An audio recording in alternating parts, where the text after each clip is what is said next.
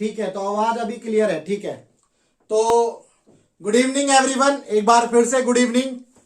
और हम लोग जो है आज की क्लास में इलेक्ट्रिक फील्ड पढ़ेंगे। आज की क्लास में हम इलेक्ट्रिक फील्ड पढ़ेंगे। जैसा कि आप सभी को पता है, Monday Tuesday Wednesday class 11th के टॉपिक पढ़ते हैं और Thursday Friday Saturday class 12th के टॉपिक पढ़ते हैं। कल की क्लास में हमने जो है कूलम्ब्स लॉ और सुपरपोजिशन प्रिंसिपल के ऊपर जो क्वेश्चंस थे वो किए थे। आज की क्लास में इलेक्ट्रिक फील्ड स्टार्ट करेंगे। जैसा कि आप पीछे देख रहे हो मिर्जापुर, तो हम मिर्जापुर की कहानी को समझेंगे। उम्मीद है मिर्जापुर जो है आप सभी ने देखी है, और अगर नहीं भी देखी है तो कैरेक्टर तो याद ही होंगे, एड में देखा होगा आपने। गुड इवनिंग बेटा, गुड इवनिंग। कल की क्लास में एक क्वेश्चन जो लास्ट का क्वेश्चन था, कल की क्लास में जो लास्ट का क्वेश्चन था उसमें एक एरर थी। कल की क्लास में लास्ट का क्वेश्चन जो हमने किया था उसमें एक एरर थी, और किसी भी बच्चे ने ये नहीं बोला कि सर इसमें एरर है। ये मुझे बाद में पता चला, उसमें एक टाइपो एरर थी। एरर क्या थी मैं बता देता हूं। ये क्वेश्चन आप देख रहे हो, पहले मैं कल की क्लास का ये क्वेश्चन डिस्कस कर रहा हूं। आप इसको यहां पर देख रहे हो, इसमें क्या एरर थी हम इसको देख लेते हैं। पहले इस क्वेश्चन में क्या एरर थी। इसमें 6 चार्जेस हैं और वो हेक्सागन के कॉर्नर पर रखे हुए हैं, रेगुलर हेक्सागन के कॉर्नर पर रखे हुए हैं। एक्चुअल में क्वेश्चन ये था, एक्चुअल में क्वेश्चन हमारा ये था, ये क्वेश्चन था, लेकिन वो टाइपो एरर होने की वजह से जो इमेज है ना, दूसरी इमेज चली गई यहां पर क्वेश्चन पर, इसीलिए जो है माइंड में आंसर भी मेरे इस क्वेश्चन का रहा। ठीक है, तो ये क्वेश्चन सेपरेट था। इस क्वेश्चन का आंसर यही है, इस क्वेश्चन का आंसर यही है। जो नेट फोर्स होगा अलोंग ओसी होगा, इसमें जो नेट फोर्स होगा अलोंग ओसी होगा। इस क्वेश्चन में जो नेट फोर्स होगा अलोंग ओसी होगा। कैसे होगा, देखो ये माइनस, ये जो है येलो कलर वाला है, और ध्यान से देखना भाई अब, और इसकी वजह से ये ब्लू कलर है। ये दोनों फोर्स जो हैं, ये फोर्स और ये वाला फोर्स, दोनों फोर्स सेम डायरेक्शन में है, तो इसका क्या होगा, के क्यू स्क्वायर अपॉन में एक्स स्क्वायर प्लस के क्यू स्क्वायर अपॉन में एक्स स्क्वायर। तो दोनों जाएंगे 2k क्यू स्क्वायर अपॉन में एक्स स्क्वायर। क्या ये बात क्लियर है? अभी विजिबल है? हाँ अभी विजिबल है, अभी विजिबल है। ठीक है, अब ये -2q और ये -2q, इसकी वजह से कोई इफेक्ट नहीं होगा, कोई फोर्स नहीं लगेगा। अब इनकी बात कर लेते हैं, यहां पर -q है, अब इन दोनों की बात कर लेते हैं। तो ये -q, ये +q, तो ये +q इस -q को इस डायरेक्शन में खींचेगा। सिमिलरली ये वाला +3q है, और ये +3q इस -q को इस डायरेक्शन में खींचेगा। तो अगर ये फोर्स आप निकालोगे तो ये आएगा 3k क्यू स्क्वायर अपॉन में एक्स स्क्वायर, और ये वाला जो फोर्स आएगा ये आएगा k क्यू स्क्वायर अपॉन में एक्स स्क्वायर। तो जो ये वाला फोर्स है जो ऊपर लग रहा है 3q की तरफ, ये इस डायरेक्शन में है, और जो +q की तरफ जो ई पर चार्ज है उसमें ये फोर्स लग रहा है के क्यू स्क्वायर अपॉन में एक्स स्क्वायर, ये इस डायरेक्शन में है। तो आप दोनों का अगर नेट निकालोगे, अगर दोनों का नेट निकालोगे, अगर दोनों का नेट निकालोगे, तो ये ग्रीन कलर से नेट बना रहा हूं मैं, ये नेट क्या होगा, इन दोनों का माइनस हो जाएगा। तो ये आपको मिलेगा 2k क्यू स्क्वायर अपॉन में एक्स स्क्वायर। तो ये वाला जो फोर्स है और ये फोर्स है, ये दोनों सेम है, ये फोर्स और ये फोर्स जो है दोनों सेम है। तो अगर आप इसको यहां बनाओ तो ये आएगा 2k क्यू स्क्वायर अपॉन में एक्स स्क्वायर, और ये जो दोनों फोर्स का जो सम आएगा ये इस डायरेक्शन में आ जाएगा। ये भी हमारा होगा 2k क्यू स्क्वायर अपॉन में एक्स स्क्वायर। एक्स जो है ये डिस्टेंसेस है बीच में, क्योंकि ये रेगुलर हेक्सागन है तो सेंटर से सारी डिस्टेंसेस सेम हो गई। इन दोनों का तो कोई रोल रहा ही नहीं, ये डिस्टेंस, ये डिस्टेंस और ये डिस्टेंस और ये डिस्टेंस सभी एक्स होंगी। तो जब आप इसको पैरेललोग्राम लॉ से बनाओगे तो आपको ये ओ सी की डायरेक्शन में मिलेगा, आपको ये ओ से सी की डायरेक्शन में मिलेगा। अभी ठीक है, अभी समझ में आ गया, ये अभी समझ में आ गया, अभी समझ में आ गया ये क्वेश्चन।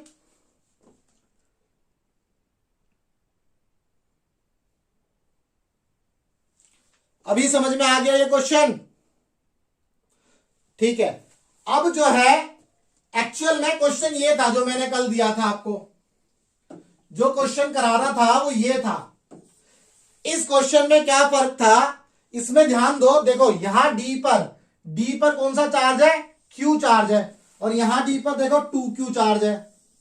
बाकी चार्जेस सेम है, बाकी चार्जेस सेम है, ए पर भी चार्ज सेम है, बी पर भी चार्ज सेम है, सी पर भी सेम है, डी पर अलग है, ई और एफ पर भी सेम है। इस डायग्राम और इस डायग्राम में बस इतना ही फर्क है, डी पर जो चार्ज है वो अलग है, डी पर जो चार्ज है वो अलग है।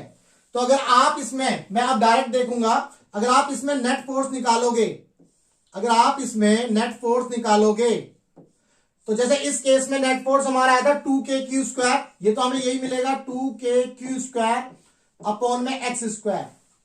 लेकिन इस केस में ये चूंकि -q चार्ज होगा और ये 2q इसको खींचेगा इस डायरेक्शन में, और यहां पर माइनस वाला इस माइनस के ऊपर रिपल्सन लगाएगा, तो ये बनेगा, ये वाला जो फोर्स आएगा आपका, दोनों ऐड होंगे 2q की वजह से और -q की वजह से, तो यहां पर जो फोर्स मिलेगा आपको 3kq² अपॉन में x² मिलेगा। तो अब ये फोर्स ज्यादा है इस फोर्स से, तो अगर आप इसको पैरेललोग्राम लॉ से बनाने की कोशिश करोगे तो जो नेट रिजल्टेंट आएगा वो इस डायरेक्शन में आएगा। एक्चुअल में क्वेश्चन ये था, एक्चुअल में क्वेश्चन ये था जो मेरे को आपको देना था, तो ये जो है टाइपो एरर हो गई थी, तो ये क्वेश्चन था। अभी क्लियर है, तो ये जो है टूवर्ड्स डी रहेगा, ये क्या रहेगा, टूवर्ड्स डी, ये होगा टूवर्ड्स डी। क्या यहां तक की बात क्लियर है? आगे बढ़े, आगे बढ़े भाई, आगे बढ़े।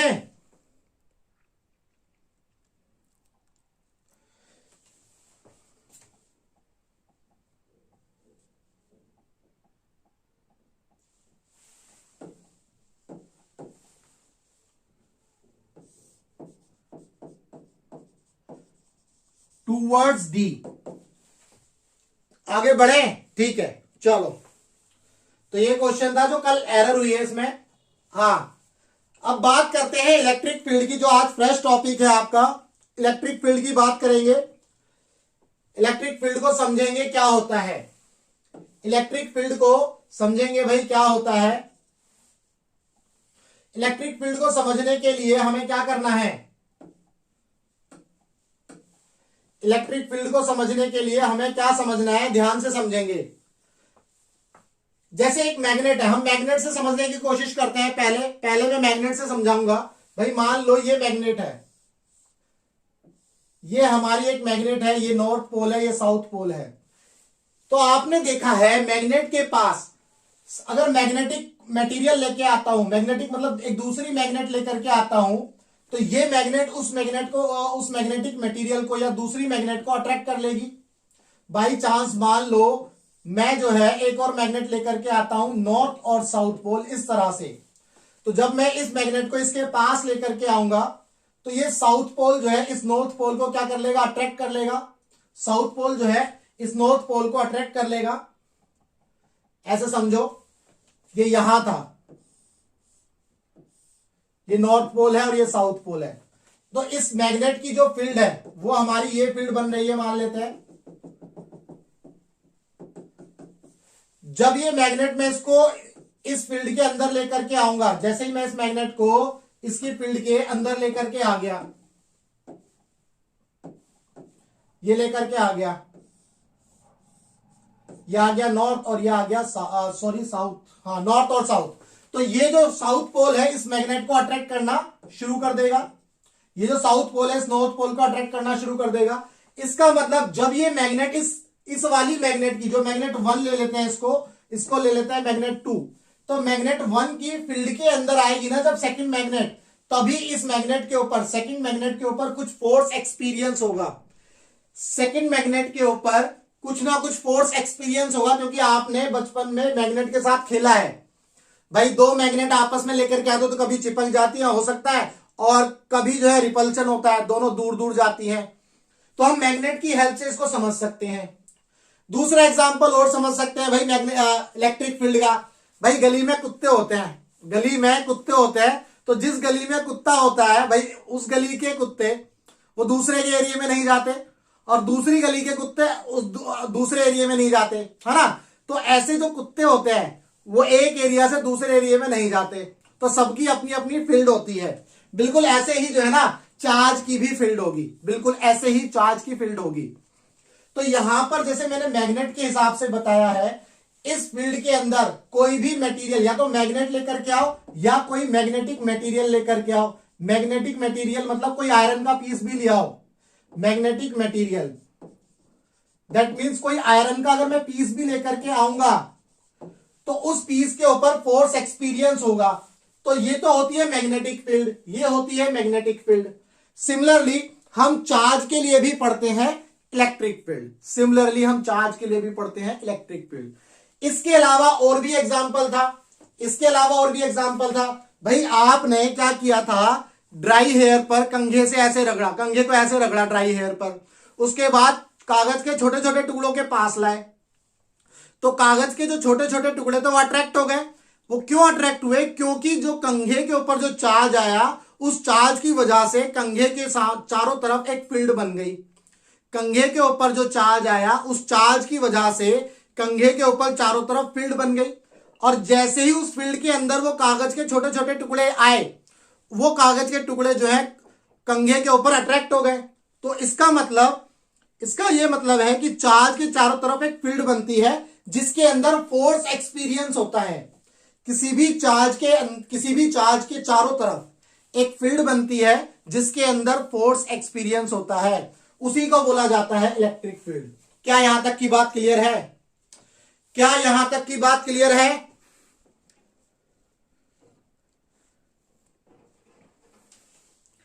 क्या यहां तक की बात क्लियर है सभी को? ठीक है, तो electric field is the space around a charge. Electric field is the space around a charge. ये किसी चार्ज के अराउंड एक स्पेस होता है इन विच इट्स इन्फ्लुएंसेस, यानी कि जो चार्ज है, उस चार्ज के चारों तरफ जो क्या बोलते हैं स्पेस है, उस स्पेस के अंदर एक फोर्स एक्सपीरियंस होता है। वो फोर्स किसको एक्सपीरियंस होगा? Which can be felt by any other charge particle, किसी दूसरे चार्ज पार्टिकल की वजह से।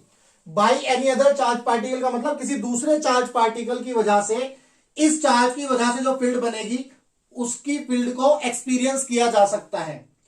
फॉर एग्जाम्पल जैसे आप यहां पर देख रहे हो, मान लेते हैं भाई, यहां पर मान लेते हैं यहां पर चार्ज है Q, कैपिटल Q, मैंने प्लस ले लेता हूं इसको, प्लस Q चार्ज है। इस चार्ज की ये फील्ड बन गई, आप देख रहे हो ये फील्ड बना दी मैंने, और ये फील्ड कैसी बन रही है? स्फेरिकल। ध्यान रखना कैसी बनी है ये? स्फेरिकल। यहां लिख लेते हैं, ये है स्फेरिकल, आप देख रहे हो पिक्चर में। अभी हम पढ़ेंगे स्फेरिकल के ऊपर भी आएंगे, चर्चा करेंगे, ध्यान से समझेंगे। तो जैसे ये चार्ज है, इस चार्ज की ये फील्ड बन गई भाई। जैसे आप बॉल लो, बॉल के सेंटर में चार्ज रख दो, बॉल के सेंटर में चार्ज रख दो, तो बॉल का जो पूरा अंदर का एरिया है वो पूरा फील्ड बन गया चार्ज का।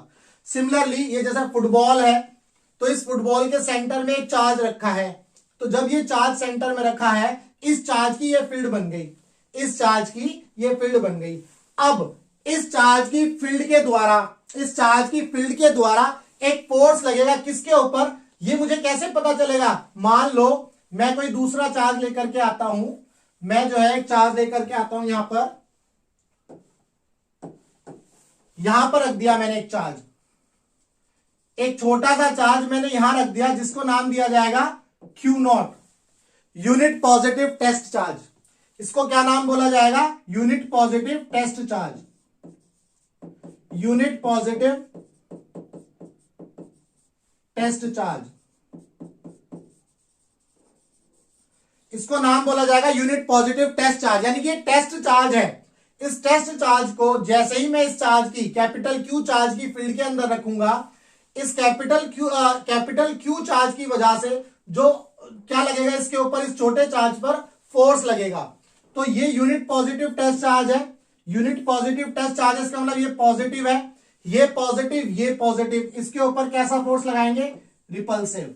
कैसा फोर्स लगाएंगे, रिपल्सिव। तो यानी कि इस चार्ज का जो इफेक्ट है वो किसने फील किया, इस छोटे से चार्ज ने, प्लस क्यू नॉट ने। इस प्लस क्यू नॉट ने इस कैपिटल क्यू जो चार्ज है, इस चार्ज का इफेक्ट जो है फील किया। और कहां फील किया, जहां जहां इसकी फील्ड होगी, कैपिटल क्यू की वजह से जहां जहां फील्ड बनेगी, उस फील्ड के अंदर इस छोटे से चार्ज के द्वारा फोर्स एक्सपीरियंस किया जाएगा। क्या ये बात क्लियर है? इसी को बोला जाएगा इलेक्ट्रिक फील्ड। यहां तक की कहानी है इलेक्ट्रिक फील्ड की, ये कहानी है इलेक्ट्रिक फील्ड की। क्या ये बात क्लियर है? क्या ये बात क्लियर है? ठीक है, अब हम बात करते हैं इस इलेक्ट्रिक फील्ड की वैल्यू क्या होगी। अब अगर मैं बात करूं इस इलेक्ट्रिक फील्ड की वैल्यू क्या होगी, मुझे वैल्यू बतानी है। अभी मैं इसके ऊपर भी आऊंगा कि हम यहां पर यूनिट पॉजिटिव ही क्यों रखते हैं। अभी इन सारे सवालों के जवाब दूंगा। हमने जो है यूनिट पॉजिटिव ही क्यों रखा, इसके ऊपर भी हम बात करेंगे, ध्यान रखना। अब हम बात करेंगे कि भाई इस फील्ड के अंदर जो है इलेक्ट्रिक फील्ड की वैल्यू क्या होगी, इसको समझ लेते हैं। इस फील्ड के अंदर इलेक्ट्रिक फील्ड की वैल्यू क्या होगी, उस वैल्यू को निकालने के लिए हम क्या करते हैं, डेफिनेशन लिखी है यहां पर, इलेक्ट्रिक फील्ड इंटेंसिटी। इसको नाम बोला जाएगा इलेक्ट्रिक फील्ड इंटेंसिटी या electric field strength at a point is defined as the force experienced by a unit positive test charge placed at that point। मान लो इस पॉइंट पर, ये जो पॉइंट है, इस पॉइंट पर मुझे इलेक्ट्रिक फील्ड निकालनी है। ये पॉइंट मान लेते हैं आर है। आर पॉइंट पर यानी कि आर डिस्टेंस पर ये यूनिट पॉजिटिव टेस्ट चार्ज रखा हुआ है। आर डिस्टेंस पर ये यूनिट पॉजिटिव टेस्ट चार्ज रखा हुआ है। इस टेस्ट चार्ज पर यानी कि इस आर पॉइंट पर, ये पॉइंट पी ले लेते हैं, इस पॉइंट पर इलेक्ट्रिक फील्ड क्या होगी। तो जब हमें ये देखना होता है ना किसी पॉइंट पर इलेक्ट्रिक फील्ड निकालनी है, तो सिंपल क्या करोगे आप, यूनिट पॉजिटिव टेस्ट चार्ज उठा करके उस पॉइंट पर रख दोगे। सिंपल क्या करना है, यूनिट पॉजिटिव टेस्ट चार्ज को उठा करके उस पॉइंट पर रख देना है। तो जैसे ही हम इस पॉइंट पर रखेंगे, जैसे ही हम इसको इस पॉइंट पर रखेंगे, पी छोटे चार्ज को पी पॉइंट पर रखेंगे, तो इस क्यू नॉट के ऊपर फोर्स लगेगा। तो यहां पर जो इलेक्ट्रिक फील्ड की वैल्यू होगी, यहां पर जो इलेक्ट्रिक फील्ड की वैल्यू होगी, electric field at point R, वो क्या होगा, force on the charge q naught, that means electric force on charge q naught divided by this q naught. ये है इसका फॉर्मूला, ये है इलेक्ट्रिक फील्ड की डेफिनेशन। ये है हमारी इलेक्ट्रिक फील्ड की डेफिनेशन। इलेक्ट्रिक फील्ड इंटेंसिटी और electric field strength at a point is defined as the force experienced by a unit positive test charge placed at that point. जिस point पर हमें electric field की value निकालनी है या electric field intensity की value निकालनी है, उस पॉइंट पर हम क्या रख देंगे, एक यूनिट पॉजिटिव टेस्ट चार्ज रख देंगे। और जैसे ही हम यूनिट पॉजिटिव टेस्ट चार्ज इस पॉइंट पर रखेंगे, इसके ऊपर एक फोर्स लगना शुरू हो जाएगा। ये वो फोर्स है। इस फोर्स को हम इस क्यू नॉट से, यानी कि जो यूनिट पॉजिटिव टेस्ट चार्ज है उसके मैग्नीट्यूड से डिवाइड कर देंगे, तो हमें इलेक्ट्रिक फील्ड की वैल्यू मिल जाएगी। क्या यहां तक की बात क्लियर है? क्या यहां तक की बात क्लियर है? फिर आगे बात करते हैं। क्या यहां तक की बात क्लियर है? ठीक है, अब यहां ध्यान से देखेंगे।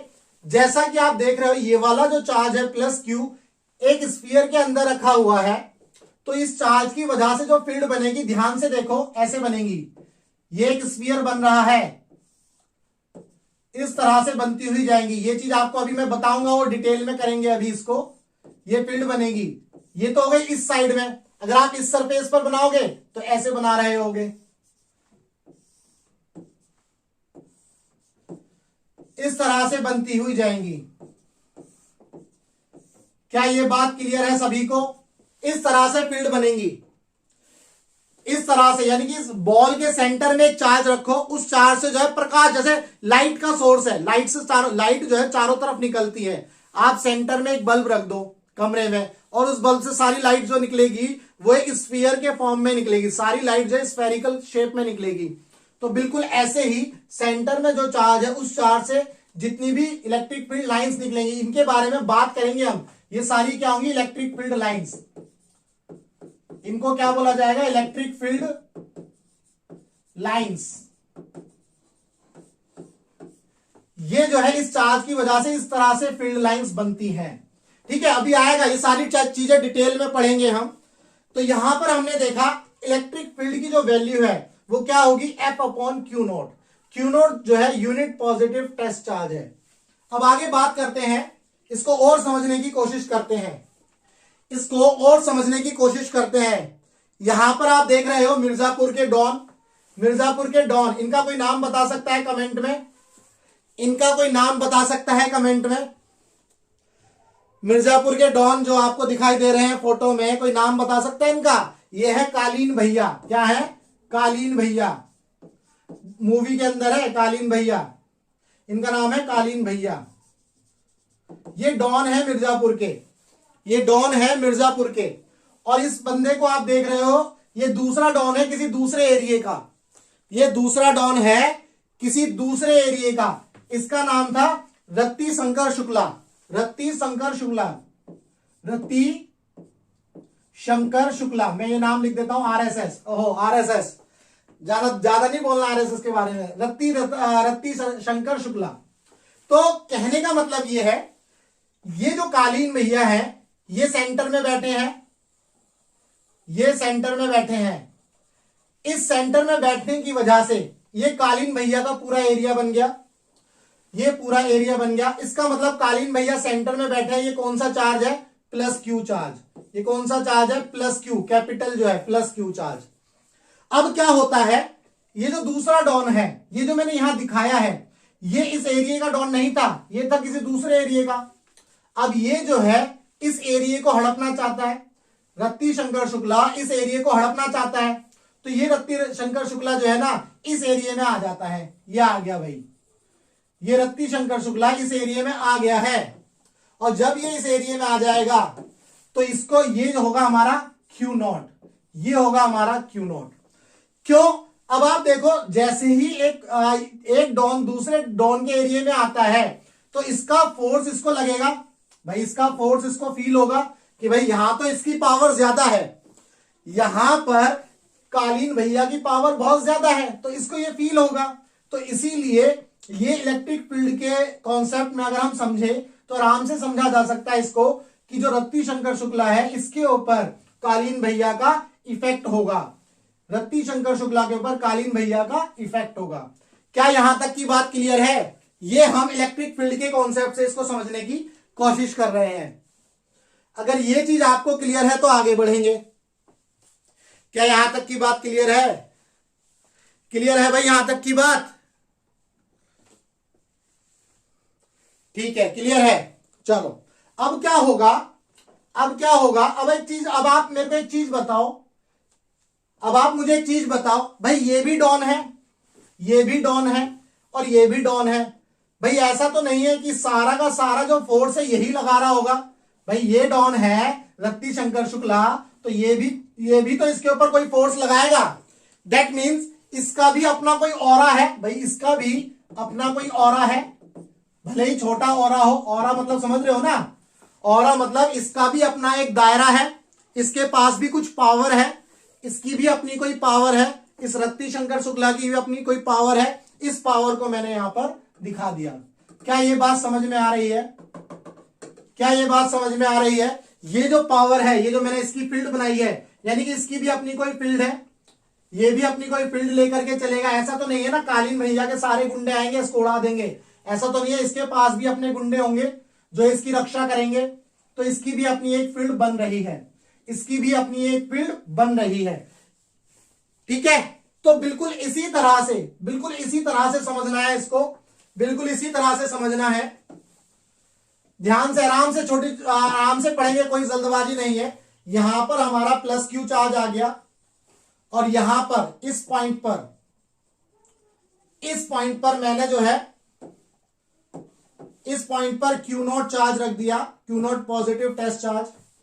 तो यहां पर कालीन भैया है, यहां पर रत्ती शंकर शुक्ला है।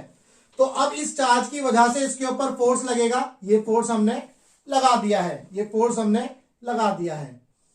ठीक है, अब जैसे कि मैं बोल रहा हूं रत्ती शंकर शुक्ला का भी अपना कोई एरिया होगा, बिल्कुल ऐसे ही इस चार्ज का भी अपना कोई फील्ड बनेगा, इस चार्ज का भी अपना कोई फील्ड बनेगा।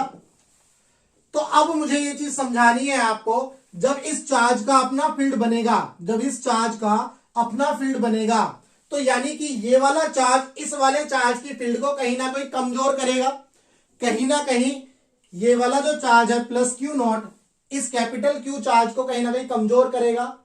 ये वाला प्लस क्यू नॉट चार्ज इस कैपिटल क्यू चार्ज की जो फील्ड है इसको कहीं ना कहीं कमजोर करेगा। क्या ये बात क्लियर है? क्या ये बात क्लियर है? क्या ये बात क्लियर है? क्या यहां तक की बात क्लियर है? आराम से समझेंगे, कोई जल्दबाजी नहीं है, बहुत ही प्यार से समझेंगे। ठीक है, तो अब हमारे पास क्या ऑप्शन है हमें ये बताने के लिए कि नहीं भाई यहां जो है मुझे फुल पावर चाहिए, यहां पर इस पॉइंट पर मुझे फुल स्ट्रेंथ बतानी है, मुझे फुल स्ट्रेंथ बतानी है। किसकी? कालीन भैया की। मुझे फुल स्ट्रेंथ बतानी है, मुझे फुल स्ट्रेंथ चाहिए यहां पर। किसकी? कालीन भैया की। तो कालीन भैया की मुझे फुल स्ट्रेंथ इस पॉइंट पर चाहिए, तो वो कैसे पता चलेगी वो समझना है। तो नेक्स्ट फिगर में आ जाते हैं। अब नेक्स्ट फिगर में देखो, इस फिगर में और इस फिगर में क्या फर्क है? क्या कोई मुझे बता सकता है इस डायग्राम में और इस डायग्राम में क्या फर्क है? कोई पकड़ सकता है क्या इस डायग्राम में और इस डायग्राम में क्या फर्क है? इस डायग्राम में और इस डायग्राम में क्या फर्क है? कोई पकड़ पाएगा? बता सकता है कोई? क्या फर्क है भाई? कोई बताएगा क्या फर्क है? हाँ, इसको गोली लगी है, ये लगी गोली, इसको गोली लगी है। किसको? रत्ती शंकर शुक्ला को। जो रत्ती शंकर शुक्ला है इसको गोली मार दी, इसको गोली मार दी। इसको मतलब, इसका मतलब इसको क्या कर दिया? इसको हमने अब हिंदी में पढ़ लेंगे भाई, LULL, लुल कर दिया। लुल मतलब अपंग कर दिया, इसको अपंग कर दिया। इसको क्या कर दिया? अपंग। भाई अपंग का मतलब यहां तो इसको मार देते हैं, मूवी में तो इसको मार देते हैं, लेकिन हम जो है इसको ऐसे समझेंगे, इसकी जो ताकत है खत्म कर दी। इसकी जो ताकत है, इसकी जो ताकत है वो खत्म हो गई, खत्म कर दी। किसने कर दी? कालीन भैया ने। किसने कर दी? कालीन भैया ने। कैसे कर दी? कैसे कर दी भाई? बहुत आसान था भाई, समझना ही तो था भाई। कैसे कर दी? यहां जो चार्ज था प्लस क्यू, इस क्यू चार्ज ने क्या किया? यहां पर जो चार्ज था छोटा चार्ज प्लस क्यू नॉट जो यूनिट पॉजिटिव टेस्ट चार्ज था, तो कालीन भैया ने क्या किया? यहां से एक गोली उड़ा दी, यहां से कालीन भैया ने इसके ऊपर एक गोली मार दी। भाई क्या मार दी? गोली मार दी। और गोली मारी और इसको जो है अपंग कर दिया। मूवी में तो मर जाता है, लेकिन इसकी ताकत को खत्म कर दिया। तो अब इसको हम नहीं अनचार्ज तो नहीं, अनचार्ज तो नहीं बोलेंगे इसको बेटा, अनचार्ज तो नहीं बोलेंगे। तो इसको जो है अपंग कर दिया। तो अब इसको मैथ्स के टर्म्स में जो आप अपने फिजिक्स में पढ़ते हो, क्या पढ़ते हो? ये पढ़ते हो electric field at any point R. मतलब मैं जनरल केस ले रहा हूं, इस पॉइंट, क्योंकि आर डिस्टेंस पर था ये वाला जो चार्ज है, तो इसके ऊपर जो फोर्स लग रहा है और अपॉन में क्यू नॉट, इसके ऊपर जो फोर्स लग रहा है ये अपॉन में क्यू नॉट। इस क्यू नॉट की ताकत को कम कर दिया। कैसे कम किया? इसको लगाया limit, limit q naught tends to 0। That means हमने इसकी जो इस क्यू नॉट की ताकत को अनचार्ज तो नहीं करेंगे, रियल में तो अनचार्ज नहीं होगा बेटा, लेकिन क्या है ना, खत्म करने की कोशिश कर रहे हैं। क्यू नॉट टेंस टू 0 का मतलब है 0 नहीं है, लेकिन इफेक्ट जो है कम है। इस चार्ज के कंपैरिजन में इसका इफेक्ट कम है, जिसको हम नेग्लेक्ट कर देंगे। क्या यहां तक की बात क्लियर है? इस कहानी से आपको यह समझ में आया कि क्या ये लिमिट क्यों लगाई है? क्या ये क्लियर है सभी को? क्या ये क्लियर है? अगर क्लियर है, वेरी गुड, तो क्लियर है आपको। अब यहां से लेकिन जब हम आगे पढ़ेंगे, जब हमेशा पढ़ेंगे फॉर्मूले को हमेशा यही यूज करेंगे, एफ अपॉन में क्यू नॉट। फॉर्मूला तो हम यही यूज करेंगे, एफ अपॉन में क्यू नॉट। फॉर्मूला तो हम यही यूज करेंगे, लेकिन ये समझाने के लिए था कि ये जो क्यू नॉट है, जो यूनिट पॉजिटिव टेस्ट चार्ज है, इसकी ताकत को खत्म करना है, ताकि इसकी जो फील्ड बन रही थी ना, ये जो फील्ड बन रही थी, जैसे यहां पर ये फील्ड बन रही थी, इस फील्ड को खत्म करना इसका मेन मकसद था। जब इसकी फील्ड ये खत्म होगी तो हमें इस पॉइंट पर, ये जो पॉइंट है आर डिस्टेंस पर जो पॉइंट है, इन पॉइंट्स पर जब हम इलेक्ट्रिक फील्ड निकालेंगे, वो हमें क्या मिलेगी? एक तरह से इसकी मैक्सिमम स्ट्रेंथ मिलेगी। दैट मीन्स हम ये बता सकते हैं इस पॉइंट पर क्या इलेक्ट्रिक फील्ड होगी। क्या ये बात क्लियर है? मैक्सिमम का मतलब वो वाला मैक्सिमम नहीं है कि ये दूसरा मैक्सिमम है, मतलब इस पॉइंट पर हमें इसकी ताकत का अंदाजा लगेगा, कालीन भैया की ताकत का अंदाजा लगेगा तभी, कब? जब ये पूरा अपंग हो जाएगा। उसको जो है हमने अपंग कर दिया, यहां पर लुल कर दिया। क्या ये बात क्लियर है? समझ में आया इलेक्ट्रिक फील्ड का कॉन्सेप्ट? आगे बढ़ते हैं फटाफट जो है कमेंट में इसकी यूनिट लिखो। यूनिट क्या होगी इलेक्ट्रिक फील्ड की? Unit and dimensional formula of electric field का जो यूनिट है और डायमेंशन है वो क्या होगा? अगर हम यूनिट की बात करेंगे, फटाफट कमेंट में लिखेंगे, फोर्स अपॉन में कूलम चार्ज है तो न्यूटन पर कूलम, ये इसकी यूनिट हो जाएगी। न्यूटन पर कूलम इसकी यूनिट हो जाएगी। डायमेंशनल फॉर्मूला क्या हो जाएगा? डायमेंशनल फॉर्मूला हो जाएगा, फोर्स का हो गया M L T minus 2, charge का क्या होगा? 80, चार्ज का हो गया 80। इसको जो है हम देख लेंगे भाई, एम की पावर 1, एल की पावर 1, टी की पावर -3 और ए की power -1। This is the dimensional formula for electric field. क्या यहां तक की बात क्लियर है? एम एल टी की पावर -3, बेटा ये टी ऊपर पहुंच जाएगा और ए की पावर भी हमारी -1। क्या ये बात क्लियर है सभी को? क्या ये बात क्लियर है? समझ में आया मिर्जापुर? भाई मिर्जापुर की कहानी समझ में आ गई? बढ़िया।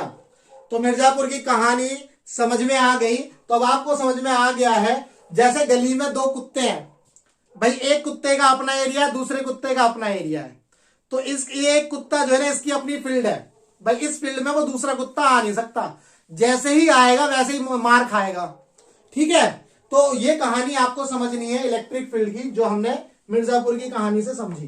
अब आगे चलते हैं, अब हम आगे चलते हैं भाई। अब फिजिक्स के अंदर वापिस आ जाओ, ज्यादा मूवी मत देखो, फिजिक्स के अंदर हम वापिस आ जाते हैं। अब हम फिजिक्स के अंदर वापिस आ गए हैं, ध्यान से समझेंगे। डायरेक्शन ऑफ इलेक्ट्रिक फील्ड, हमें इलेक्ट्रिक फील्ड की डायरेक्शन कैसे पता लगानी है, इस चीज को ध्यान से समझना है।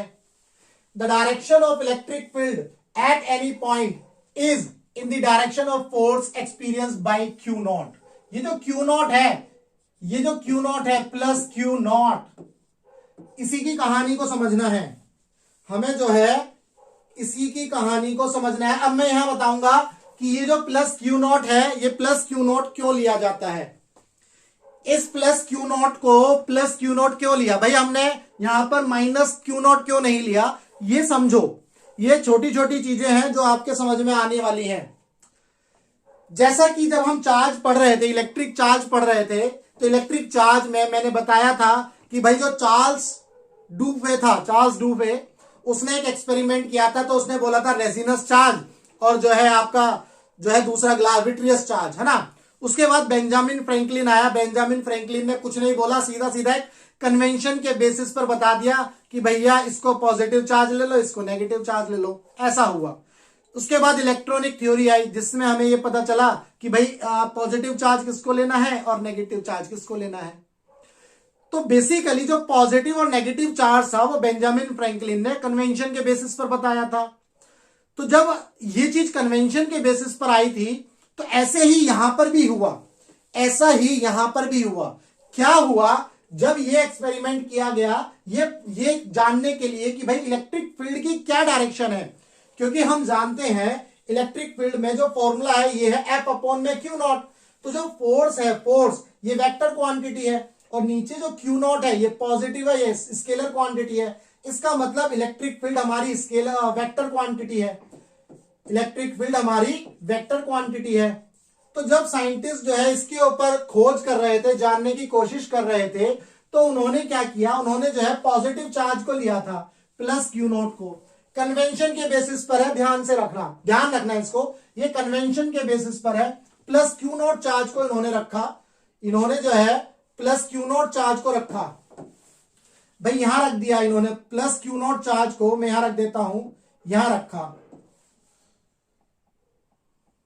यहां ले लेते हैं, यहां रख दिया, ये है प्लस Q नॉट चार्ज, छोटा सा चार्ज है प्लस Q नॉट। तो इन्होंने क्या पाया, इस पॉजिटिव चार्ज की वजह से ये Q नॉट चार्ज इस डायरेक्शन में मूव कर गया। क्यों, क्योंकि यहां पर इस चार्ज की वजह से रिपल्शन हो रहा था, इस चार्ज की वजह से रिपल्शन हो रहा था, यहां तक ही मान लेते हैं, इस चार्ज की वजह से रिपल्शन हो रहा था। ऐसे ही अगर इस Q नॉट चार्ज को यहां रखा होता, तो उन्होंने देखा कि भाई अब इसके ऊपर जो फोर्स लग रहा है वो इस डायरेक्शन में लग रहा है। ऐसे ही Q नॉट को जब यहां रखा यूनिट पॉजिटिव टेस्ट चार्ज को, तो उन्होंने पाया फोर्स यहां लग रहा है। तो ऐसे ही उन्होंने सारी जगह पर देखा, उन्होंने ये पाया कि भाई ये जो Q नॉट चार्ज है, ये Q नॉट चार्ज है, अगर इसको पॉजिटिव चार्ज के नजदीक रखा जाएगा, अगर इसको पॉजिटिव चार्ज के नजदीक रखा जाएगा, तो ये Q नॉट चार्ज की डायरेक्शन को बता रही है सारी लाइन। Q नॉट चार्ज के ऊपर जो फोर्स लगेगा वो इस डायरेक्शन में लगेगा, इस डायरेक्शन में लगेगा। उन्होंने, साइंटिस्टों ने ये सारे Q नॉट चार्जेस जो है ऐसे फील्ड में रखने शुरू किए, तो उन्होंने पाया कि ये Q नॉट चार्ज इस तरह से मूव कर रहे थे बाहर की तरफ, रिपल्शन हो रहा था। क्या हो रहा था, रिपल्शन हो रहा था। तो उन्होंने यहां पर ये बताया कि जो इसका मतलब ये है कि जो प्लस चार्ज है उससे जो इलेक्ट्रिक फील्ड जो है बाहर की तरफ जा रही है, पॉजिटिव चार्ज से जो इलेक्ट्रिक फील्ड है वो बाहर की तरफ जा रही है। दैट मीन्स पॉजिटिव चार्ज से उन्होंने ये स्टेटमेंट दिया, जो इलेक्ट्रिक फील्ड है वो रेडियली आउटवर्ड है। क्या है वो, रेडियली आउटवर्ड है। क्या ये बात क्लियर है, क्या ये बात क्लियर है? रटना नहीं है, समझना है, रटना नहीं है, समझना है। ये Q नॉट चार्ज लिया, ठीक है। अब आगे बात करते हैं दूसरे केस की। दूसरे केस में क्या किया, उन्होंने एक नेगेटिव चार्ज के नजदीक जो है, नेगेटिव चार्ज के नजदीक जो है प्लस Q नॉट यानी कि यूनिट पॉजिटिव टेस्ट चार्ज को रखा। तो उन्होंने पाया ये जो टेस्ट चार्ज है ये अट्रैक्ट हो रहा है, ये अट्रैक्ट हो रहा है, ये अट्रैक्ट हो रहा है, ये अट्रैक्ट हो रहा है। तो जो टेस्ट चार्ज था हमारा वो अट्रैक्ट हो रहा था, टेस्ट चार्ज अट्रैक्ट हो रहा था। जो जिस डायरेक्शन में ये अट्रैक्ट हो रहा था उस डायरेक्शन में टेस्ट चार्ज के ऊपर फोर्सेस लग रहे थे, उस डायरेक्शन में यूनिट पॉजिटिव टेस्ट चार्ज के ऊपर फोर्स लग रहे थे। ये लग रहा है फोर्स, ये लग रहा है, ये लग रहा है, ये लग रहा है। तो नेगेटिव चार्ज की वजह से जो इलेक्ट्रिक फील्ड लाइन बनी वो ये बनी, और ये कैसी थी, रेडियली इनवर्ड। ये कैसी थी, रेडियली इनवर्ड। क्या ये बात क्लियर है सभी को? क्या ये बात क्लियर है? क्या ये बात क्लियर है? अब आगे बढ़ेंगे। अगर ये बात क्लियर है तो अब आगे बढ़ेंगे। तो अब यहां पर ये जो Q नॉट था ना, साइंटिस्टों ने यही बोला कि भाई ऐसा है प्लस Q नॉट को ही यूज करो, क्योंकि अगर आप माइनस Q नॉट को यूज करते, तो माइनस Q नॉट को अगर यहां यूज करते तो वो अट्रैक्ट कर लेता, और नेगेटिव के केस में माइनस Q नॉट को यहां रखते तो वो रिपेल करता। तो ये जस्ट एक कन्वेंशन था, ये जस्ट एक कन्वेंशन था कि भाई हम जो है यूनिट पॉजिटिव टेस्ट चार्ज लेंगे इस एक्सपेरिमेंट को करने के लिए। ये जस्ट एक कन्वेंशन था। आपको अगर ये चीज जाननी है कि भाई ये नेगेटिव क्यों नहीं लिया, दुनिया भर की गूगल पर सर्च करो, मिल जाएगा। जस्ट प्योरली कन्वेंशन था, कोई इसके पीछे कोई और लॉजिक नहीं था। जैसा बेंजामिन फ्रैंकलिन ने बोला कि पॉजिटिव चार्ज नेगेटिव चार्ज, बता दिया उसने कि भाई ग्लास रॉड पे पॉजिटिव ले लो, प्लास्टिक के ऊपर नेगेटिव ले लो, कुछ ऐसी कहानी उसने बताई थी। तो वो प्योरली कन्वेंशन के बेसिस पर था। ऐसे ही ये चार्जेस भी प्योरली कन्वेंशन के बेसिस पर है।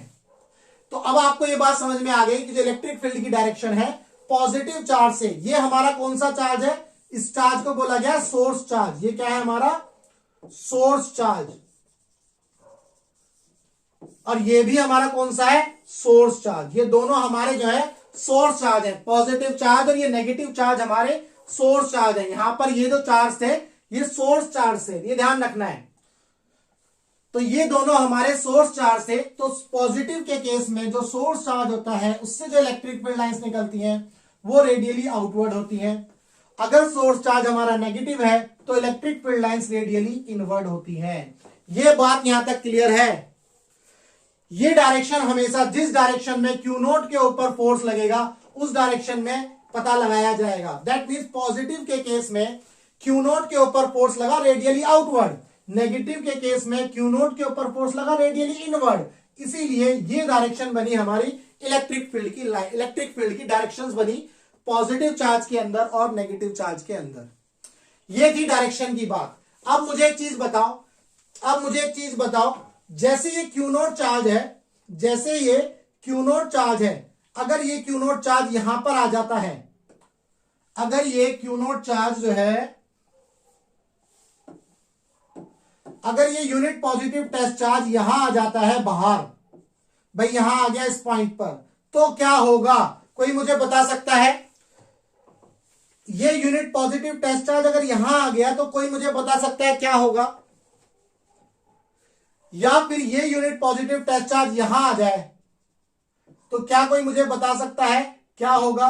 या ये यूनिट पॉजिटिव टेस्ट चार्ज यहां आ जाए तो क्या कोई मुझे बता सकता है क्या होगा? कुछ नहीं होगा। Very good. तो इनके ऊपर कुछ नहीं होने वाला, इनके ऊपर कोई इफेक्ट नहीं रहेगा। इसीलिए इन सभी के लिए हम जो है जो डिस्टेंस यूज करेंगे ना आगे, वो इनफाइनाइट यूज करेंगे। इन सभी के लिए जो डिस्टेंस यूज करेंगे वो इनफाइनाइट यूज करेंगे। दैट मीन्स इनफाइनाइट का मतलब वो पॉइंट नहीं है जैसा कि आप मैथ्स में सोचते हो इनफाइनाइट मतलब बहुत दूर। इनफाइनाइट का मतलब बहुत दूर, यहां पर वो बात नहीं है। इनफाइनाइट का मतलब यहां पर ये है जहां पर इलेक्ट्रिक फील्ड का इफेक्ट ना हो वो उस पॉइंट को इनफाइनाइट लिया गया है। दैट मीन्स यहां पर अगर ध्यान से समझा जाए तो अगर मान लो इस पॉजिटिव चार्ज से ये हमारा मैक्सिमम आर है, ये हमारा मैक्सिमम आर है, तो इसके बाहर जो भी पॉइंट है, इसके बाहर जो भी पॉइंट है वो सारे इनफाइनाइट ही है। क्या ये बात सभी को क्लियर है? क्या ये बात सभी को क्लियर है? Very good. कि सबको पता है कोई इफेक्ट नहीं होगा, इसीलिए इनको इनफाइनाइट पॉइंट बोला जाएगा। जो हम आगे फिजिक्स में जब 12th की फिजिक्स में पढ़ेंगे ना, लिमिट्स लगाएंगे, इनफाइनाइट से आर चल रहे हैं या आर से इनफाइनाइट चल रहे हैं, वो सारे पोटेंशियल में, पोटेंशियल एनर्जी में हम देखेंगे। तो तब आपको ये चीज क्लियर होनी चाहिए इनफाइनाइट का मतलब क्या है। जैसे ही हम सोर्स चार्ज की फील्ड से बाहर आ जाएंगे वो सारे पॉइंट हमारे लिए इनफाइनाइट कहलाएंगे। ठीक है। तो सिमिलरली नेगेटिव के लिए भी वही कहानी है। तो यहां तक की बात क्लियर है, डायरेक्शन क्लियर है, तो आगे बढ़े भाई। डायरेक्शन क्लियर है तो आगे बढ़ते हैं। तो यहां पर ये पॉइंट हो गया, डायरेक्शन की बात हो गई। अब आगे बढ़ते हैं, आगे देखते हैं भाई, आगे देखते हैं, इस चीज को समझने की कोशिश करते हैं। क्या क्या टर्म्स लिखी हुई है ध्यान से समझेंगे। इलेक्ट्रिक फील्ड जो है is not a single vector. मैंने बताया इलेक्ट्रिक फील्ड जो है वेक्टर क्वांटिटी है।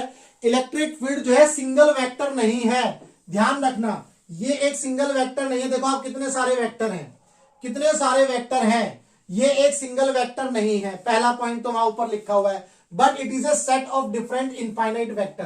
कैसे कैसे वेक्टर, कितने वेक्टर है? इनफाइनाइट। यहां पर अगर मैं ये बना रहा हूं ना 1 2 3 4 5 6 7 8 9 10 इस तरह से, तो ये 10 नहीं है, इनफाइनाइट है। इनके बीच में और भी वेक्टर्स हैं, इनके बीच में और भी वेक्टर्स हैं। ये जो सेट है कितना सेट है ये? इनफाइनाइट सेट्स हैं। कितने हैं ये? Infinite sets. ये जो वेक्टर है इनफाइनाइट सेट के हैं। In general at each point R is having a unique electric field intensity. इसका क्या मतलब है? इसका क्या मतलब है समझ लेते हैं। मुझे एक चीज बताओ, मुझे एक चीज बताओ भाई, इस चार्ज की वजह से मुझे यहां पर इलेक्ट्रिक फील्ड निकालनी है।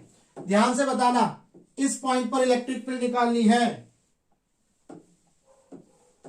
इस पॉइंट पर इलेक्ट्रिक फील्ड, इस पॉइंट पर इलेक्ट्रिक फील्ड, इस पॉइंट पर इलेक्ट्रिक फील्ड। क्या इलेक्ट्रिक फील्ड सेम होगी? क्या इलेक्ट्रिक फील्ड सेम होगी? बस मुझे इतना बताओ, क्या इलेक्ट्रिक फील्ड सेम होगी? जितने भी मैंने रेड रेड डॉट किए हैं, क्या उन सभी जगह पर इलेक्ट्रिक फील्ड सेम होगी? सभी जो है मुझे बताओ फटाफट। जिन जगह पर मैंने dot dot dot red colour के डॉट लगाए हैं, मान लो इसको मैं ए बोलता हूं, इसको बी बोलता हूं, इसको सी बोलता हूं, इसको डी बोलता हूं, इसको ई बोलता हूं, क्या इन पॉइंट्स पर इलेक्ट्रिक फील्ड सेम होगी?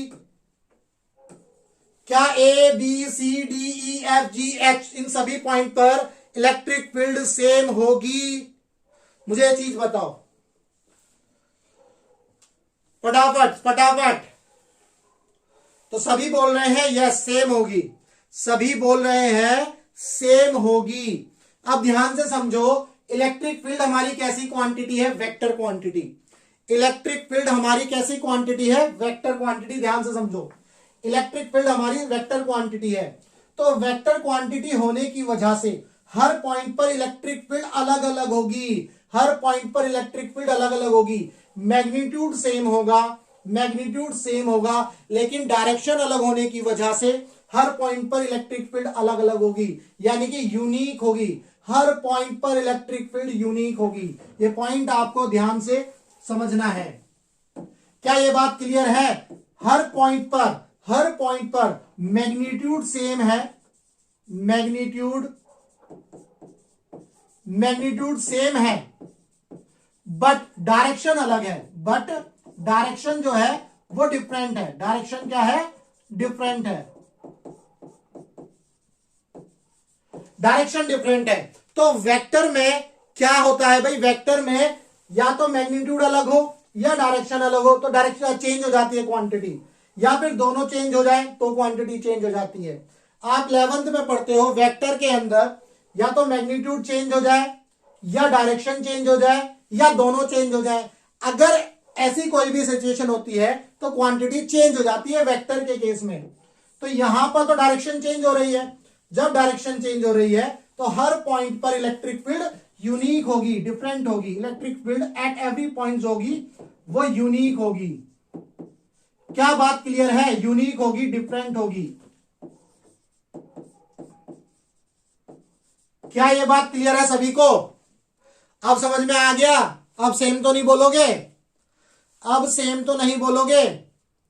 मैग्नीट्यूड सेम रहेगा, लेकिन इलेक्ट्रिक फील्ड बोलूंगा तो वो डिफरेंट होगी।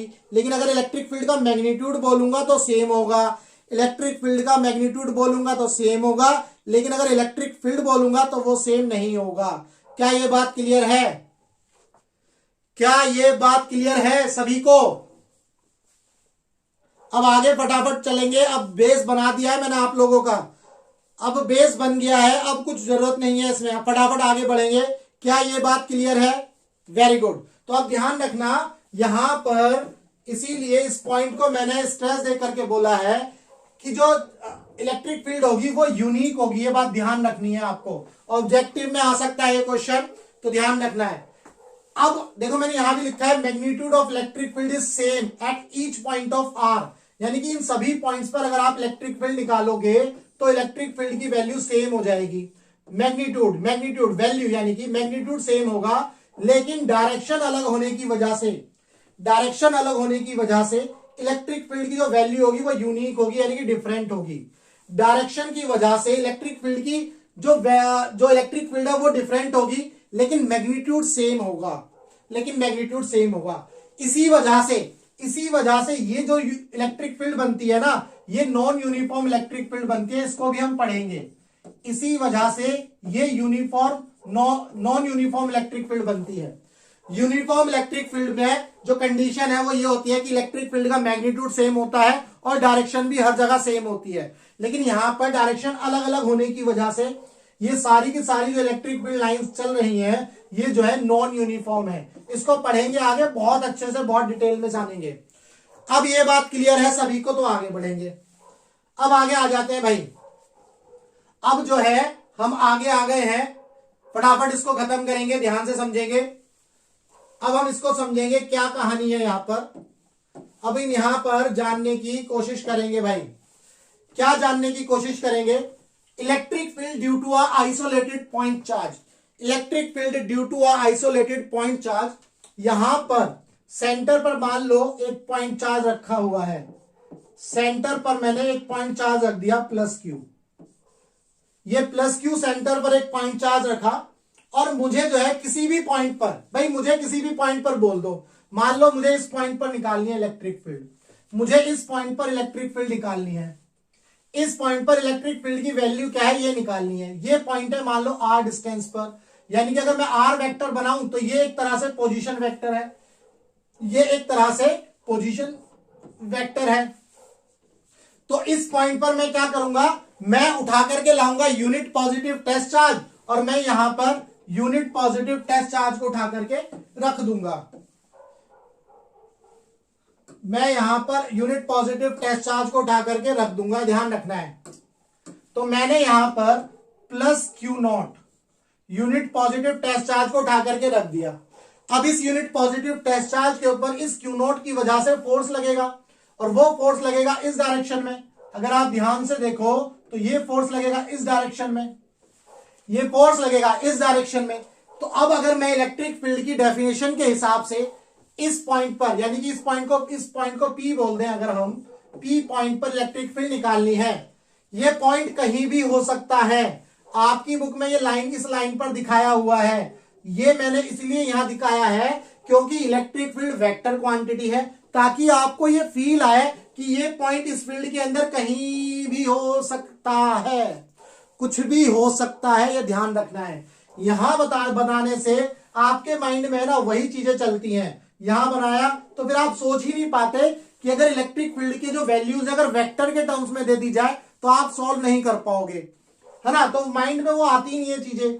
तो मैंने एक जनरल पॉइंट ले लिया, ये इस P पॉइंट पर इलेक्ट्रिक फील्ड निकालनी है जो कि R डिस्टेंस पर है, यानी कि R जो है पोजीशन वेक्टर है। P पॉइंट पर इलेक्ट्रिक फील्ड निकालनी है तो सिंपल है, इलेक्ट्रिक फील्ड का जो फॉर्मूला आया था इलेक्ट्रिक फील्ड एट R, ये हमारा आया था फोर्स अपॉन में क्यू नॉट, ये आया था फोर्स अपॉन में क्यू नॉट। अगर डायरेक्शन की बात करें तो इस डायरेक्शन में हमें क्या लेना है, अगर ये तो हो गया मैग्नीट्यूड, भाई ये वाली जो टर्म है ये क्या हो गया मैग्नीट्यूड, ये क्या हो गया मैग्नीट्यूड। मुझे इसको वेक्टर के टर्म्स में लिखना है तो मैं यहां पर क्या जोड़ूंगा, कोई मुझे बताएगा, कोई मुझे बताएगा मैं यहां पर क्या जोड़ूंगा। जिसने Coulomb's law in vector form की वीडियो देखी थी वो बता सकता है कि मैं यहां पर क्या लिखूंगा। ये मैग्नीट्यूड हो गया, मुझे यहां पर क्या लिखना है, कोई बताएगा, कमेंट करेगा, फटाफट कमेंट करो, मुझे कमेंट में चाहिए ये आंसर, मुझे कमेंट में चाहिए ये आंसर। डायरेक्शन बतानी है तो मैं क्या करूंगा, क्या लगाऊंगा बेटा ममता बताओ।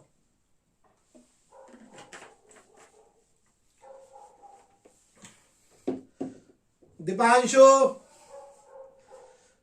बोल रहा है डिस्प्लेसमेंट वेक्टर, अभिषेक बोल रहा है आर वेक्टर। बेटा कितना पढ़ाने के बाद भी मैंने आपको समझाया है यूनिट वेक्टर, एक बताया था ना यूनिट वेक्टर, एक प्राणी है छोटा सा यूनिट वेक्टर नाम का। उस यूनिट वेक्टर का बेचारे की कोई ताकत तो थी नहीं, 1 मैग्नीट्यूड था, लेकिन उस बेचारे का इस्तेमाल जो है हम डायरेक्शन बताने में करते हैं। अपने माइंड में ना इस बात को है ना गांठ बांध लो, यूनिट वेक्टर का इस्तेमाल जो है हम डायरेक्शन बताने के लिए करते हैं। वेरी गुड तनीषा, तनीषा ने सबसे पहले जवाब दिया है। ये जो पॉइंट है ना ध्यान रखो, जिसको भी वेक्टर समझ में नहीं आता, अगर ये पॉइंट आता है तो वो वेक्टर में समझ लो महारत हासिल कर लेगा थोड़े दिन में, क्योंकि ये बहुत इंपॉर्टेंट पॉइंट है जो आपको सिखाया ही नहीं जाता। मैग्नीट्यूड के साथ मैं यूनिट वेक्टर लगाऊंगा, ये यूनिट वेक्टर लगा दिया, ये यूनिट वेक्टर मैंने लगा दिया। अब इलेक्ट्रिक फील्ड का जो है मैंने यूनिट वेक्टर भी लगा दिया, मैग्नीट्यूड भी लगा दिया, यानी कि ये इलेक्ट्रिक फील्ड जो है वेक्टर की फॉर्म में है, यूनिट वेक्टर की फॉर्म में है ये इलेक्ट्रिक फील्ड, ध्यान रखना। अब आगे बढ़ते हैं, कूलम्ब्स लॉ के हिसाब से, as per Coulomb's law, as per Coulomb's law के हिसाब से क्या होगा, हमें फोर्स निकालना है। फोर्स क्या होगा ये आपको पता है, फोर्स क्या होगा, के Q into Q not upon में ये वाला क्यू, अच्छा हाँ, ये के क्यू नॉट अपॉन में आर स्क्वायर, ये आर है ना, तो इसका मैग्नीट्यूड, हम इसका मैग्नीट्यूड ले लेंगे, इस पोजीशन वेक्टर का मैग्नीट्यूड ले लेंगे, ये आएगा। ये मैग्नीट्यूड की बात हो रही है, अब इस फोर्स को उठा करके मैं यहां रख दूंगा, ये मैग्नीट्यूड लिख लो आप, इस फोर्स को मैग्नीट्यूड लिख लो भाई, इसको, इस फोर्स को उठा करके मैं इस इक्वेशन में रख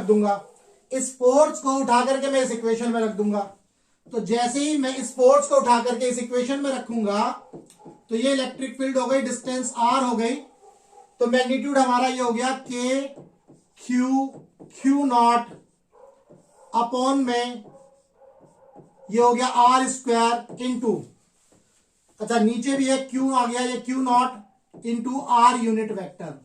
आप देखो ये क्यू नॉट से ये वाला क्यू नॉट उड़ गया, ये क्यू नॉट से ये क्यू नॉट उड़ गया, तो आपके पास इलेक्ट्रिक फील्ड जो आ गई, आपके पास जो इलेक्ट्रिक फील्ड आ गई at point R, that is equal to K Q upon में आर वेक्टर का स्क्वायर इंटू ये हो गया आर यूनिट वेक्टर। क्या ये बात क्लियर है? ये है electric field in unit vector form.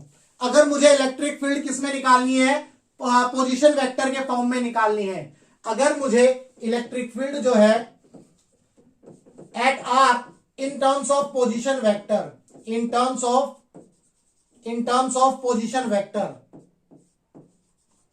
तो क्या करूंगा मैं, in terms of position vector अगर मैं निकालूंगा तो आपको पता है क्या भाई, यूनिट वेक्टर क्या होता है, यूनिट वेक्टर होगा ये आर वेक्टर अपॉन में mod of R, R vector upon में mod of R, R vector upon में मोड ऑफ आर। इस यूनिट वेक्टर की जगह मैं इसको उठा करके रख दूंगा, ये हो गया हमारा के क्यू अपॉन में ये आर जो है इसका मैग्नीट्यूड का स्क्वायर, और ये हो गया आर यूनिट वेक्टर की वैल्यू हम लिख देंगे आर वेक्टर अपॉन में ये मैग्नीट्यूड। तो अगर मैं इसको यहां पर लिखूं तो ये आ जाएगा के क्यू अपॉन में आर जो वेक्टर है उसके मैग्नीट्यूड का क्यूब, और ये आ जाएगा आर पोजीशन वेक्टर। क्या ये बात क्लियर है? क्या ये बात सभी को क्लियर है? क्या ये बात सभी को क्लियर है? क्या ये बात सभी को क्लियर है? Very good. अगर ये बात सभी को क्लियर है, ठीक है सुजीत, क्लास होगी तुम्हारी वेक्टर की, टेंशन ना लो। कल सैटरडे है ना, कल तुम्हारी क्लास है आई थिंक, तो कल वेक्टर ही पढ़ाऊंगा मैं। कल तुम्हारी क्लास है, कल वेक्टर ही पढ़ाऊंगा, हाँ ठीक है। तो अब यहां पर हम इलेक्ट्रिक फील्ड को अगर हम यहां से इस चीज से यहां से इसको लेकर के आए, अगर हम इसको यहां से लेकर के आते हैं, ये ध्यान रखना ये वेक्टर फॉर्म है, मैंने आपको डायरेक्ट बताया है ये वेक्टर फॉर्म है। अगर मैं इसको यहां से लेकर के आता हूं, अगर मैं सिर्फ मैग्नीट्यूड की बात करूं, अगर मैं सिर्फ मैग्नीट्यूड की बात करूं, ये इलेक्ट्रिक फील्ड के मैग्नीट्यूड की बात करूं, तो क्या होगा के क्यू अपॉन में ये जो आर मैग्नीट्यूड है ये इसका स्क्वायर। क्या ये बात क्लियर है? ये है मैग्नीट्यूड, ये है मैग्नीट्यूड, ये है हमारा मैग्नीट्यूड।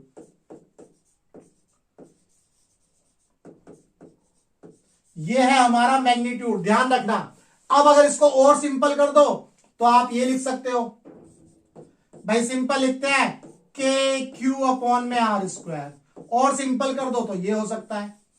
ये आप जो है पढ़ते हो बुक्स के अंदर, ठीक है, ये डंडे हटा दो, वेक्टर हटा दो, तो अब ये सीधा हमें पता चल रहा है क्या है, मैग्नीट्यूड है। ये क्या है पता चल रहा है हमें, मैग्नीट्यूड है।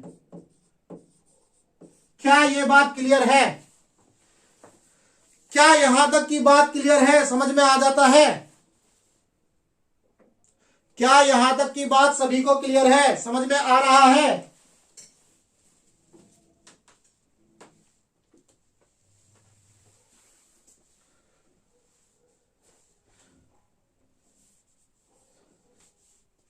ठीक है, बस खत्म होने वाला है, लास्ट टॉपिक है ये।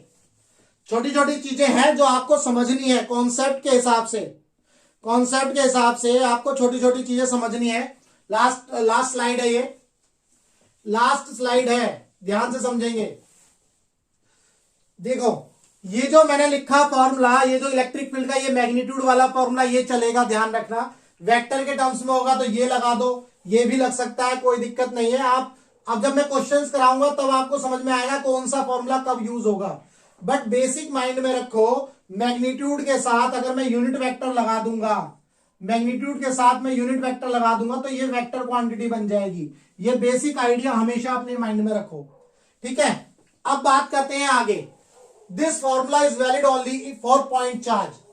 जैसा कि आपको पता है कूलम्ब्स लॉ पॉइंट चार्ज के लिए एप्लीकेबल है, क्योंकि हमने यहां पर कूलम्ब्स लॉ लगाया है। जब हमने यहां कूलम्ब्स लॉ लगाया तो ये कूलम्ब्स लॉ जो है पॉइंट चार्ज के लिए एप्लीकेबल होता है। सिमिलरली इलेक्ट्रिक फील्ड भी जो है पॉइंट चार्ज के लिए एप्लीकेबल होगा। ये पहला पॉइंट है, ये पहला पॉइंट है कि इलेक्ट्रिक फील्ड जो है पॉइंट चार्ज के लिए एप्लीकेबल होगा।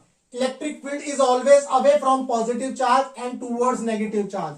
ये भी मैं बता चुका हूं, इलेक्ट्रिक फील्ड जो होती है पॉजिटिव चार्ज से अवे होती है। ये देखो इलेक्ट्रिक फील्ड लाइंस जो है पॉजिटिव चार्ज से बाहर निकल रही हैं, और नेगेटिव के केस में electric field lines towards the charge होती है। नेगेटिव में नेगेटिव चार्ज में electric field lines towards the charge होती है। तो ये दोनों पॉइंट हमने देख लिए हैं। Electric field due to a point charge at its own location is not defined. अब इसका क्या मतलब है, इसको समझ लेते हैं। अब इस पॉइंट का क्या मतलब है, इसको समझ लेते हैं भाई, इसको समझना जरूरी है। चलो इसको समझ लेते हैं। पहला पॉइंट अगर हम देखें तो इलेक्ट्रिक फील्ड हमारा ये है के क्यू अपॉन में आर स्क्वायर। मैं मैग्नीट्यूड ही लिख रहा हूं। अब मुझे ये बताओ, अगर at R is equal to infinity, at R is equal to infinity electric field क्या होगी? At R is equal to infinity अगर आप इलेक्ट्रिक फील्ड निकालोगे तो वो क्या आएगी? के क्यू अपॉन में इंफिनिटी का स्क्वायर, है ना। वन अपॉन इंफिनिटी क्या होता है? जीरो। तो इलेक्ट्रिक फील्ड क्या होगा? जीरो। तो इंफिनिटी के पास यानी कि इंफिनिटी पर इलेक्ट्रिक फील्ड की वैल्यू क्या हो जाती है? जीरो। और यहां पर आप देखो, अगर मैं यहां पर पॉजिटिव चार्ज रखता हूं तो हर पॉइंट जो है इसके लिए, इस प्लस क्यू चार्ज के लिए हर पॉइंट, यहां पर जो भी पॉइंट है बाहर, जो भी पॉइंट बाहर है इस स्फीयर से, वो सारे क्या है? इंफिनिटी है। वो सारे क्या है? इंफिनिटी है। ये सारे इंफिनिटी है। तो इसका मतलब जैसे ही किसी चार्ज की फील्ड के बाहर जाऊंगा इलेक्ट्रिक फील्ड जीरो हो जाएगी। इस पॉइंट का ये मतलब है, इस पॉइंट का ये मतलब है। दोबारा से सुन लो, इस पॉइंट का ये मतलब है जैसे ही चार्ज जो है इस चार्ज की फील्ड के बाहर जाऊंगा तो इलेक्ट्रिक फील्ड जीरो हो जाएगी। दूसरा पॉइंट इसको यहां समझ लेते हैं। इलेक्ट्रिक फील्ड हमारी है के क्यू अपॉन में आर स्क्वायर। अब अगर आर जो है जीरो हो जाए तो इलेक्ट्रिक फील्ड क्या होगी? इनफाइनाइट। के क्यू अपॉन में आर स्क्वायर यानी कि जीरो, और ये हो गई इनफाइनाइट। तो इस इनफाइनाइट का क्या मतलब है? इस इनफाइनाइट का क्या मतलब है? ध्यान से समझना है। इस इनफाइनाइट का मतलब है इलेक्ट्रिक फील्ड जो है नॉट डिफाइंड। इलेक्ट्रिक फील्ड क्या है? Not defined. Electric field not defined. ऐसा क्यों है? इलेक्ट्रिक फील्ड नॉट डिफाइंड क्यों है इलेक्ट्रिक फील्ड नॉट डिफाइंड? इसको समझ लेते हैं। इलेक्ट्रिक फील्ड नॉट डिफाइंड क्यों है? देखो भाई, समझने की कोशिश करना, इलेक्ट्रिक फील्ड नॉट डिफाइंड क्यों है। मान लेते हैं यहां पर चार्ज बनाया मैंने, ये चार्ज है भाई, ये बड़ा सा चार्ज था, ये बहुत बड़ा चार्ज है। पहले ये जो मतलब ये जो प्लस क्यू चार्ज यहां पर रखा था, इसको मैंने यहां बड़ा बना दिया। ये है हमारा प्लस क्यू चार्ज, बहुत बड़ा है ये। जब ये बहुत बड़ा है तो जो डिस्टेंस पहले आर थी, इसने बोला ये डिस्टेंस आर जो है 0, यानी कि ये जो पॉइंट है, यानी कि जो आर पॉइंट है इसके बिल्कुल नजदीक है, यानी कि ये जो आर पॉइंट है इसके यहां बिल्कुल है, यही है। दैट मीन्स इसलिए ये यहां पर आ गया प्लस क्यू नॉट, और इस पॉइंट पर आर क्या है 0। तो अब मुझे ये बताओ, क्या इस क्यू नॉट के लिए ये प्लस क्यू पॉइंट चार्ज होगा? क्या इस क्यू नॉट के लिए ये प्लस क्यू पॉइंट चार्ज होगा? बस इस चीज के ऊपर कमेंट करो, क्या इस प्लस क्यू नॉट के लिए ये प्लस क्यू पॉइंट चार्ज होगा? क्या ये पॉइंट चार्ज होंगे? क्या ये दोनों अरेंजमेंट जो है पॉइंट चार्ज के अंदर आते हैं, पॉइंट चार्ज की कैटेगरी में आते हैं? क्या ये पॉइंट चार्ज की कैटेगरी में आते हैं? नहीं। जब ये पॉइंट चार्ज की कैटेगरी में नहीं आते, तो इसका मतलब पॉइंट चार्ज की कैटेगरी में नहीं आते तो हम इनके ऊपर कूलम्ब्स लॉ भी नहीं लगा पाएंगे, हम इनके ऊपर कूलम्ब्स लॉ भी नहीं लगा पाएंगे। जब इनके ऊपर हम कूलम्ब्स लॉ नहीं लगा पाएंगे तो हम यही नहीं बता पाएंगे कि फोर्स क्या है। जब हम फोर्स नहीं लगा पाएंगे तो हम ये भी नहीं बता पाएंगे इलेक्ट्रिक फील्ड क्या है। तो इसका मतलब यहां पर इस पॉइंट पर इलेक्ट्रिक फील्ड जो है डिफाइंड नहीं होती, इस पॉइंट पर इलेक्ट्रिक फील्ड डिफाइंड नहीं होती। समझ गए? इस पॉइंट पर इलेक्ट्रिक फील्ड डिफाइंड नहीं होती। ना तो हम फोर्स बता सकते हैं इस पॉइंट पर, जब हम फोर्स नहीं बता सकते तो हम इलेक्ट्रिक फील्ड भी नहीं बता सकते। ये चीज ध्यान रखनी है, ना फोर्स बता सकते ना इलेक्ट्रिक फील्ड बता सकते इस पॉइंट पर। इसीलिए ये वाला पॉइंट जो है इस केस में डिफाइंड नहीं है। इसीलिए अगर आप इस कर्व को ध्यान से देखो, इस कर्व को ध्यान से देखो, ये कर्व है E is directly proportional, inversely proportional to R square का, क्योंकि इलेक्ट्रिक फील्ड जो है आर के इनवर्सली प्रोपोर्शनल है, ये वही कर्व है। अगर आप इस कर्व को ध्यान से देखोगे, अगर आप इस कर्व को ध्यान से देखोगे तो आपको एक चीज समझ में आएगी, ये जो ये वाली लाइन है, ये जो आर के जो इंफिनिटी पे जा रही है, ये आर जो इंफिनिटी पे जा रही है, इस लाइन के लिए इलेक्ट्रिक फील्ड 0 होने की कोशिश कर रही है। भाई इलेक्ट्रिक फील्ड जो है कहीं ना कहीं आगे जाकर के 0 हो जाएगी। लेकिन इस केस में आप देखो, ये वाली जो लाइन है, ये जो लाइन है आर 0 पर नहीं है, ये लाइन कहीं ना कहीं किसी डिस्टेंस पर है, मान लो लेट से आर डैश पर है।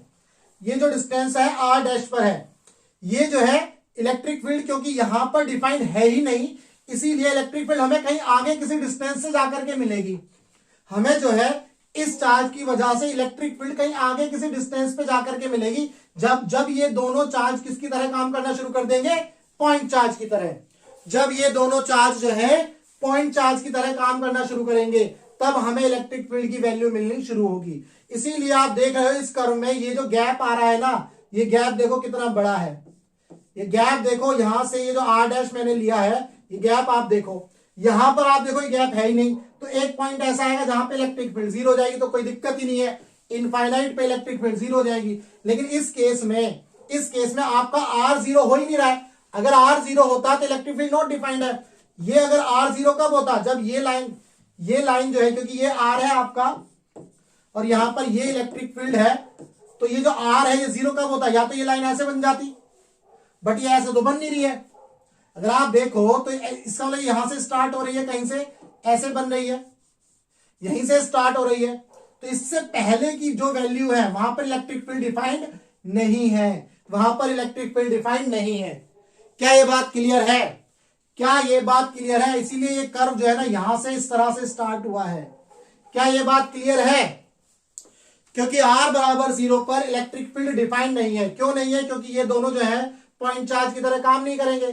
जब पॉइंट चार्ज की तरह काम नहीं करेंगे तो कूलम्ब्स लॉ नहीं लगेगा इनके ऊपर। जब कूलम्ब्स लॉ नहीं लगेगा तो हम इलेक्ट्रिक फील्ड नहीं निकाल सकते, इसीलिए ये डिफाइंड नहीं है। क्या ये बात क्लियर है? क्या ये बात क्लियर है?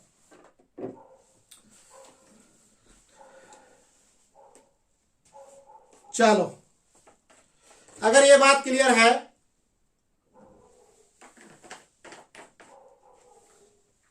अब हमने जो है ये पढ़ लिया इलेक्ट्रिक फील्ड जो है पॉइंट चार्ज की वजह से कैसे निकालते हैं, ये भी पढ़ लिया इलेक्ट्रिक फील्ड क्या होता है। बहुत सारी चीजें हमने जो है बहुत डीप में जाकर के पढ़ी हैं। चीजों को थोड़ा माइन्यूट लेवल पर जानने की कोशिश करिए कहीं कहीं पर। वैसे तो आप लोगों ने हो सकता है बहुत सारी चीजें पढ़ भी रखी हो, ऐसा मुझे मेरा मानना है, बट जिसने नहीं पढ़ रखी है उनके लिए ये जो वीडियो है काफी अच्छी मतलब हेल्पफुल होगी कॉन्सेप्ट को बढ़ाने के लिए। ठीक है, अब जो है हम कल की क्लास में जो है निकालेंगे हम electric field due to a multiple charges. यहां पर बात थी एक ही चार्ज की वजह से हम इलेक्ट्रिक फील्ड निकाल रहे थे, ऐसे ही हम इलेक्ट्रिक फील्ड जो है मल्टीपल चार्जेस की वजह से निकालते हैं। वहां पर हम सुपरपोजिशन प्रिंसिपल देखते हैं। उसी के बाद जो है हम इलेक्ट्रिक फील्ड के जो न्यूमेरिकल हैं तभी करेंगे। पहले सुपरपोजिशन प्रिंसिपल देख लेंगे, फिर जो है हम सारे न्यूमेरिकल करेंगे कल की क्लास में। तो अगर कॉन्सेप्ट समझ में आया है तो वीडियो को लाइक करना, शेयर करना, सब्सक्राइब करना चैनल को। तो कल मिलते हैं, तब तक के लिए good night, bye bye, tata, take care.